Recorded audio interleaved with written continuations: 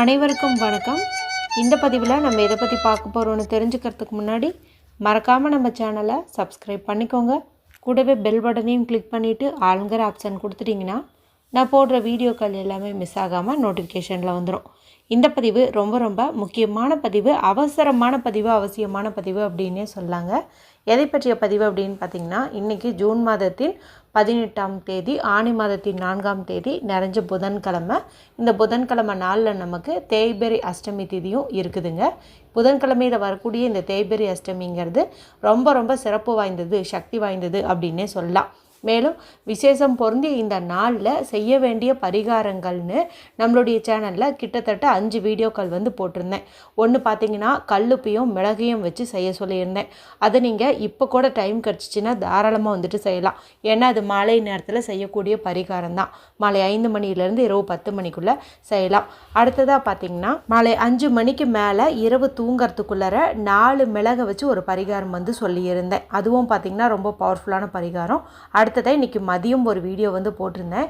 அதில் ஒரு குறிப்பிட்ட முறையில் 4 மிளகை நம்மளுடைய நிலைவாசலில் மறைச்சி வைக்கணும்னு சொல்லியிருப்பேன். அது உங்களுக்கு மட்டும் கிடையாது, உங்களுடைய குடும்பத்துக்கே ஒரு பாதுகாப்பு கவசம் போல் விளங்கும் அப்படின்னே சொல்லலாம்.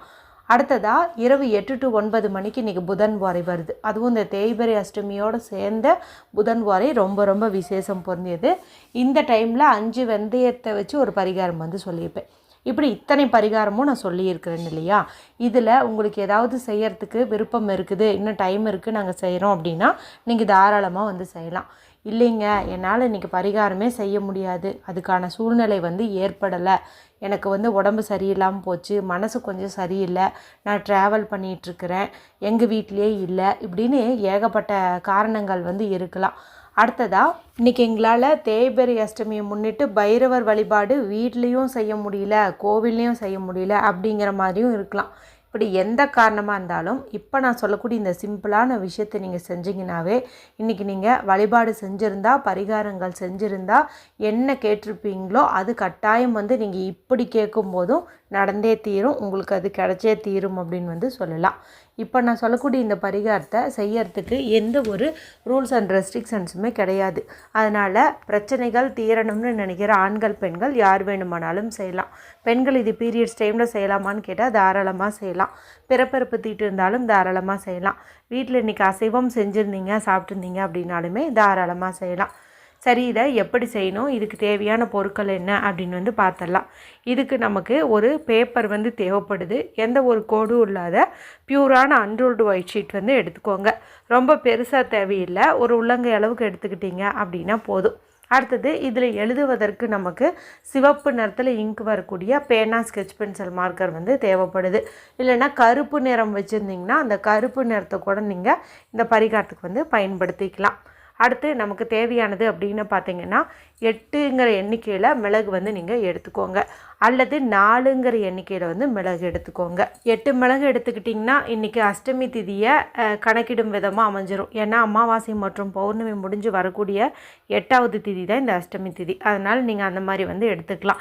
4 மிளகு ஏன் எடுத்துக்க சொல்கிறேன்னு பார்த்திங்கன்னா, பொதுவாகவே இந்த தேய்பிறை அஷ்டமி அப்படிங்கிறது ராகுவோட ரிலேட் பண்ணி சொல்லுவாங்க. அதாவது தேய்பிறை அஷ்டமி நாளில் ராகு கால வழிபாடு செய்வது சிறப்பு அப்படின்னு சொல்லுவாங்க. ஏன்னா அந்தளவுக்கு சக்தி உண்டு. ராகுக்குரிய எண்ணுன்னு பார்க்கும்போது 4 கரெக்டாக இன்றைக்கி பார்த்திங்கன்னா ஆணி மாதத்தின் 4ஆம் தேதி. அதனால் நீங்கள் 4 எண்ணிக்கையில் எடுத்துக்கிட்டாலும் உங்களுக்கு நல்ல ரிசல்ட் கிடைக்கும். கட்டாயம் மிளகு நம்ம பரிகாரத்துக்கு பயன்படுத்தியே ஆகணும். இன்றைக்கி தேய்பிறை அஷ்டமியாக இருக்கிறதுனால ஏதாவது ஒரு பரிகாரமாவது நீங்கள் செய்வீங்க, அதில் மிளகு நீங்கள் பயன்படுத்துவீங்க, உங்கள் பிரச்சனைகள் தீரும். அப்படிங்கிறதுனால தான் ஒவ்வொரு பரிகாரத்துலேயும் நான் இந்த மிளகு கொண்டு வந்து இணைச்சி சொல்லிகிட்டு இருக்கேன். இதில் ஏதாவது ஒன்று செஞ்சுருந்தீங்கன்னா கூட உங்களுடைய பிரச்சனைகள் எல்லாமே தீரும் அப்படின்னு சொல்லலாம். இப்போ நமக்கு தேவையான பொருட்கள் இந்த 3 தான். இதை எடுத்துகிட்டு இப்போ அமைதியான இடத்துல உட்காந்துக்கோங்க. நீங்கள் பெட்ரூமில் உட்காந்தாலும் சரி, இல்லை உங்களுக்கு எங்கே வசதிப்படுதோ அங்கே நீங்கள் உட்காந்துக்கோங்க. இரவு தூங்கும்போது நீங்கள் இது பண்ணிங்கன்னா கூட போதும். இப்போ நான் ஸ்க்ரீனில் காட்டுறேன் பாருங்கள். இது ஒரு பவர்ஃபுல்லான சிம்பிள், நம்மளுடைய கஷ்டங்கள் கவலைகள் எல்லாத்தையும் நீக்கக்கூடிய ஒரு சிம்பிள். இதை நீங்கள் அந்த பேப்பரில் போட்டுக்கோங்க. நல்லா பார்த்து கவனமாக வந்து போட்டுக்கோங்க. அடுத்தது உங்களுடைய கஷ்டங்கள் கவலைகள் எல்லாம் நீங்கணும்னு சொல்லி இப்போ நீங்கள் இந்த மிளகு கிட்ட கேட்டுக்கணும். இந்த மிளகு உங்களுடைய இடது உள்ளங்கையில் வச்சுட்டு உங்களுடைய வாய்ப்பகுதி பக்கத்தில் கொண்டு போயிட்டு எனக்கு இருக்கக்கூடிய இந்த கஷ்டங்கள் கவலைகள் இது எல்லாமே நீங்கணும், கடன் பிரச்சனை நீங்கணும் அப்படின்னு சொல்லி நீங்கள் இந்த மிளகு கிட்ட சொல்லுங்கள். அதன் பிறகு இந்த மிளகை பொறுமையாக ஒன்று ஒன்றா இந்த பேப்பரில் வந்து நீங்கள் வச்சுருங்க. வச்சுட்டு இப்போ இந்த பேப்பரை வந்து நீங்கள் மடிச்சுக்கோங்க. இந்த மிளகு வந்து கீழே விழுகாத மாதிரி மடிச்சுக்கோங்க.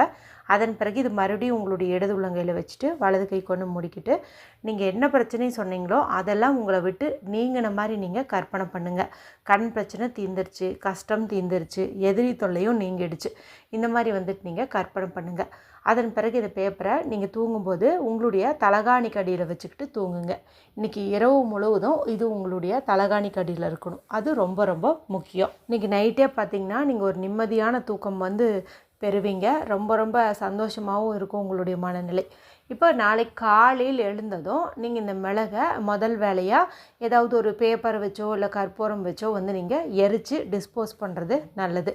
இல்லை அப்படி எரிக்க முடியாதுங்களே, என்னால் அந்த மாதிரி பண்ண முடியாது அப்படின்னு நினச்சிங்கன்னா இதை வந்து நீங்கள் டாய்லெட்குள்ளே போட்டு ஃப்ளஷ் பண்ணி விட்டுருங்க. இல்லைன்னா எங்கேயாவது தூரமாக கால்படாதத்தில் தூக்கி வீசிடுங்க. என்ன கேட்டிங்கன்னா நீங்கள் எரிக்கிறதுக்கு முக்கியத்துவம் வந்து கொடுங்க. ஏன்னா எரிக்கிறது ரொம்ப ரொம்ப நல்லது. அப்படி எரிக்க முடியலைன்னா டாய்லெட்குள்ளே போட்டு ஃப்ளஷ் பண்ணிடுங்க. நீங்கள் குளிக்கிறதுக்கு முன்னாடியே இதை வந்து பண்ணிடணும். அதை கொஞ்சம் ஞாபகம் வச்சுக்கோங்க. காலையில் ஞாபகமாக பண்ணிடுங்க. ஒரு வேளை குளித்ததுக்கு அப்புறமா தான் இதை டிஸ்போஸ் பண்ணுறீங்க அப்படிங்கும்போது நீங்கள் திரும்ப ஒரு முறை வந்து குளிக்கிற மாதிரி வரும். அதனால் கொஞ்சம் கவனமாக முன்னாடியே தூங்கி எந்திரிச்சு நீங்கள் கூட இதை டிஸ்போஸ் பண்ணிட்டு அது பிறகு வந்துட்டு நீங்கள் குளிங்க.